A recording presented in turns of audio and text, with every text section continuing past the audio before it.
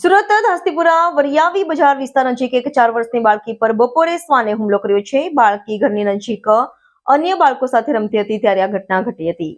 સુરતના ધાસ્તીપુરામાં રખડતા કૂતરાએ 4 વર્ષની બાળકી પર જીવલેણ હુમલો કરતા ગંભીર રીતે ઇજાગ્રસ્ત થઈ હતી, જેથી બાળકીને સારવાર માટે સ્મીમેર હોસ્પિટલ ખાતે ખસેડવામાં આવી હતી. કૂતરાએ બાળકીને ગળા, આંખ, માથા સહિતની જગ્યાએ 15થી વધુ બચકા ભર્યા હતા.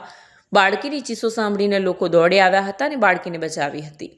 સ્મીમેર હોસ્પિટલ પાસેથી મળેલી માહિતી મુજબ મૂળ ઉત્તર પ્રદેશના વતની ભગવાન પ્રસાદ ગુપ્તા હાલ વરિયાળી બજાર ધાસ્તીપુરા વિસ્તારમાં આવેલ ગુલશન પાર્કમાં 3 સંતાન સહિતના પરિવાર સાથે રહે છે. ભગવાન પ્રસાદ શાકભાજીની લારી ચલાવી પરિવારનું ગુજરાન ચલાવે છે.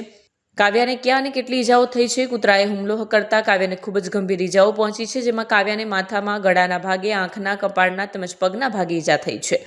માથામાં એક 7 ઇંચ લાંબો અને બીજો 4 ઇંચ લાંબો ચીરો પડી ગયો છે, જેથી વધુ સારવાર માટે કાવ્યાની સર્જરી કરવાની નોબત આવી છે.